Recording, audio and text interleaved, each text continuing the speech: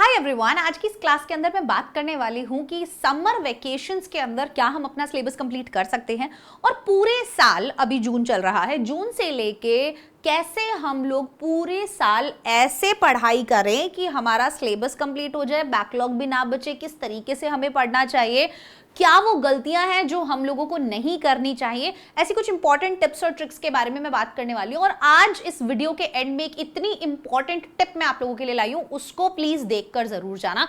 सबसे पहली चीज, बच्चे के दिमाग में ये चलता है कि समर वेकेशंस को मैं पूरे तरीके से इंजॉय करना चाहता हूं, जो बिल्कुल सही भी है, मैं बिल्कुल मना नहीं करती आपको। पर आप एक बात देखिए कि जब आप समर वेकेशंस खत्म करने के बाद अपने स्कूल या कोचिंग्स में जाते हैं तो आप देखते हैं कि काफी सारे बच्चे जो है वो ऑलमोस्ट जितना समर वेकेशन से पहले स्कूल के अंदर हुआ था वो तो कवर हो ही गया होता है और उसके अलावा भी वो काफी चीजें कवर कर चुके होते हैं और आप कहीं ना कहीं थोड़ा सा उनसे पीछे रह जाते हैं। फिर एक बार जब इंसान पिछड़ना शुरू हो जाता है ना, तो फिर उसको पार करना बहुत ज्यादा मुश्किल हो जाता है। समर वेकेशंस को आप पूरे तरीके से एंजॉय करिए, पर अपने पूरे दिन में कुछ समय ऐसा जरूर निकालिए कि एटलीस्ट जितना अब तक आपके स्कूल में कवर हो चुका है और स्कूल जाते ही जो एग्जाम आपके सर पर आएगा वो आप इस छुट्टी के दौरान कंप्लीट कर चुके हैं।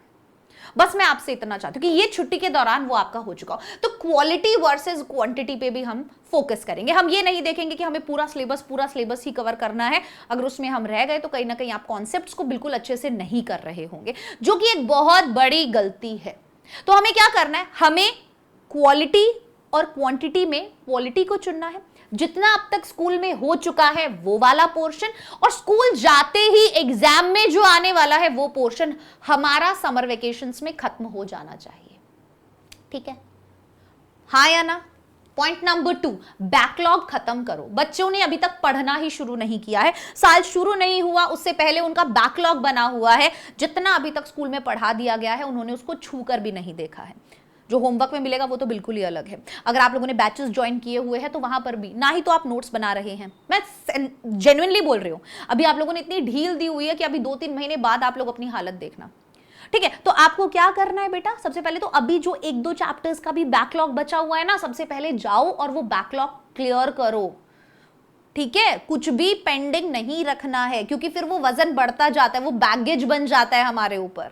ठीक है, तो वो हमको नहीं करना। हमको सबसे पहले अपना बैकलॉग खत्म करना है और उसके बाद आगे की पढ़ाई शुरू करनी है। नोट्स हमें साथ के साथ बनाने हैं, अलग से बिल्कुल भी हमें नोट्स के लिए समय नहीं निकालना है। उसके बाद हम बात करें वीक सब्जेक्ट को स्ट्रांग करो।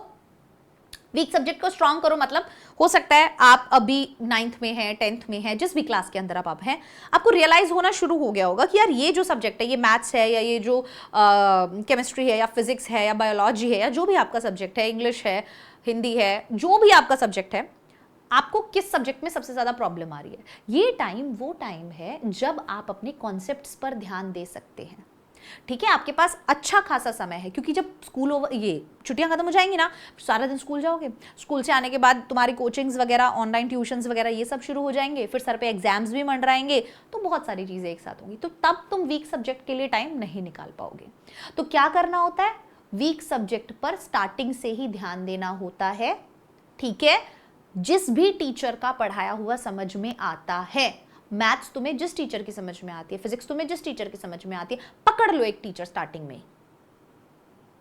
ठीक है, और फिर उनसे पढ़ाई करो। मैं तो बोल ही नहीं रही, पढ़ना जरूरी है भैया, और आप सबको पता है कि आपके लिए फुल ऑन क्वालिटी कंटेंट यहां पर दिया जा रहा है, तो आप बढ़िया तरीके से अपना पूरा का पूरा जो है वीक सब्जेक्ट स्ट्रांग बना सकते हो। बट ये बिल्कुल सही टाइम है अपने वीक सब्जेक्ट को स्ट्रांग बनाने का, उस डर को खत्म करने का कि मुझे इस सब्जेक्ट में कैसे प्रॉब्लम आती है, मैं क्या चीज जो है वो नहीं कर पाता हूं, वो आपको यहां पर ध्यान देनी है।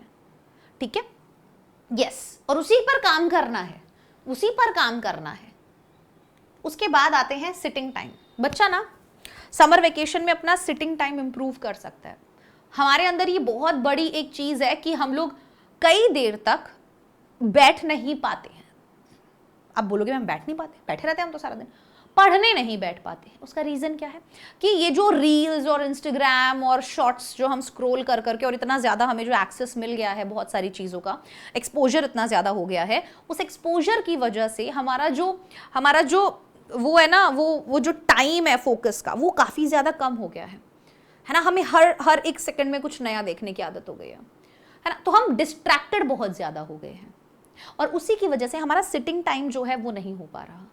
आप जब भी पढ़ने बैठ रहे हो ना, प्लीज मेक श्योर कि आप अपना ये एक टाइम लगा के बैठो कि इससे पहले मुझे नहीं उठना है ना, इससे पहले मुझे अपना फोन चेक करना है।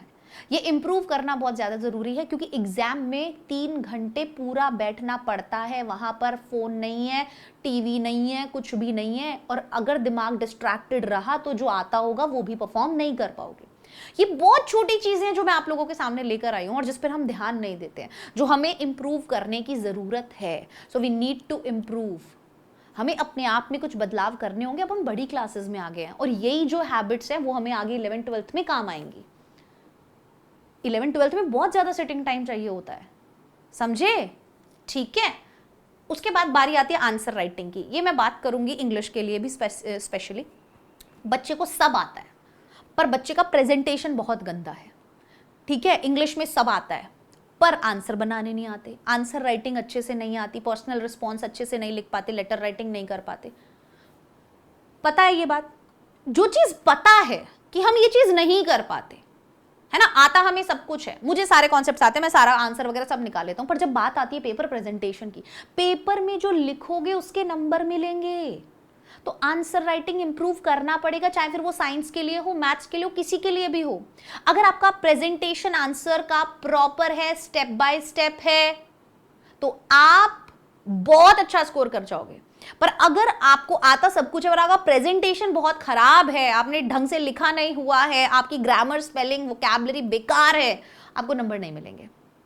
तो वीक एरियाज अपने पकड़ने हैं। यहां पर मैंने जो भी ये बातें की है ना, ये हमारी वो वाली वीकनेस है जिन पर हम ध्यान नहीं देते, जिन्हें हम इग्नोर करते हैं। पर मैं नहीं चाहती, अभी बहुत सही टाइम है, ठीक है, अगर आप में से जितने भी लोग ये वीडियो देख रहे हैं, अगर कोई 2 बच्चे भी मेरी ये बात मान के इंप्रूव कर जाते हैं ना, मेरा ये वीडियो बनाना सक्सेसफुल हो जाएगा। और अगर आप चैनल पर नए हैं तो चैनल को सब्सक्राइब करना मत भूलिएगा। हमारे चैनल पर अभी स्कॉलर्स बैच चल रहा है, ठीक है, क्लास 10th के बच्चों के लिए ये एक स्पेशल बैच है। लास्ट टाइम स्कॉलर बैच के बच्चे लिटरली स्कॉलर बनकर जो है यहां से निकले थे, ठीक है। 2 से 3 बातें हैं, प्लीज जरूर देखिएगा उनको। और आप अगर चैनल पर नए हो तो बच्चों चैनल को सब्सक्राइब जरूर करके जाना, ठीक है। स्कॉलर्स बैच है, बहुत ध्यान से सुन लो, ठीक है। महाराष्ट्र बोर्ड के बच्चों के लिए जो 9th से 10th में आ रहे हैं, प्राइम जो है वो 2999 का है और कॉम्बो जो है वो 3599 का है। आप एनरोल कर सकते हो इस बैच के अंदर और यहां पर आपकी प्रॉपर पढ़ाई होती है। और वही जिन भी चीजों के बारे में मैंने बात की, इन बैचेस के अंदर उन पर ध्यान दिया जाता है, आपको उनके अकॉर्डिंग गाइड किया जाता है, क्योंकि इस टाइम पे हमें प्रॉपर गाइडेंस ही है जो नहीं मिल पा रही है, सही गाइडेंस हमको नहीं मिल पा रही है, ठीक है। हम यूट्यूब पर आते हैं गाइडेंस लेने के लिए, फिर हम हजारों वीडियोस देखते हैं और फिर हम निकल जाते हैं, एट द एंड हमारे हाथ में कुछ भी नहीं बचता। वो क्यों नहीं बचता? क्योंकि वो सब आपको सब कुछ बता रहे हैं, पर करना तो तुमको पड़ेगा। वो तुम्हारे घर आकर नहीं कर पाएगा ना इंसान। अब मैं तुम्हारे घर आकर थोड़ी ना तुम्हें आंसर राइटिंग करवा पाऊंगी, तुम्हें करनी पड़ेगी, मैं बता सकती हूँ बस, ठीक है। उसके बाद है instant Vedantu scholarship admission test. आप सब देख सकते हैं कि आप 90% तक स्कॉलरशिप जो है इस टेस्ट के जरिए पा सकते हैं। तो वीडियो के डिस्क्रिप्शन में हम लोग लिंक लगा देते हैं, वहां से आपको सारी डिटेल्स मिल जाएंगी। Instant Vedantu scholarship admission test, ये चीज आपको हेल्प करेगी, आपके मॉम डैड को हेल्प करेगी। 90% तक का स्कॉलरशिप आप ले सकते हो। Can you guys imagine? उसके बाद हमारे जो ऑफलाइन सेंटर्स है वहां पर भी एडमिशंस ओपन है। JEE, NEET, MHT, CET foundation. हम लोगों का अभी एक 11th-12th का भी चैनल है, जो भी बच्चे चाहें उस चैनल को भी सब्सक्राइब कर सकते हैं। 10th वाले बच्चों के लिए वाला चैनल है, इसे जरूर सब्सक्राइब कर लेना। अगर चैनल पर पहली बार आए हो तो कंटेंट देखो, मस्त एकदम क्वालिटी का और मस्त एकदम टीचर्स पूरे दिन रात लग के आपको यहाँ पर पढ़ा रहे हैं, ठीक है। तो हमारी तरफ से हम 200% दे रहे हैं, अब 100% तुम्हें देना है। तो ये सारे सेंटर्स हैं, यहां जाकर भी आप इंक्वायरी कर सकते हो और आप जो है देख लो यहाँ पे, अगर आसपास आप लोग रहते हो, ठीक है, तो आप यहां जाके एडमिशन ले सकते हो। अगर आप इन सभी कोर्सेज के लिए चाहते हैं, IIT के लिए चाहते हैं, जेई के लिए, नीट के लिए, फाउंडेशन के लिए, MHT, CET के लिए चाहते हैं, तो आप यहाँ पे इस नंबर पे भी कॉल करके आप इंक्वायरी कर सकते हो। लास्ट चीज है, 10th वाले बच्चों के लिए एक फ्री बैच चल रहा है, अजिंक्य बैच। और ये आप ऐप डाउनलोड करो वेदांतु का, वहां पर अजिंक्य का फ्री बैच चल रहा है, जहां पर आपको 10th के लिए लाइव क्लासेस मिलती हैं, डेली फ्री लाइव क्लासेस मिलती हैं, ठीक है। तो ये कुछ इंपॉर्टेंट बातें थी जो मुझे आपको बतानी थी। मैं आशा करती हूँ कि जो भी मैंने बातें की हैं उस पर आप जरूर ध्यान देंगे और अपने आप को इंप्रूव करेंगे, बेटर बनाएंगे। All the best.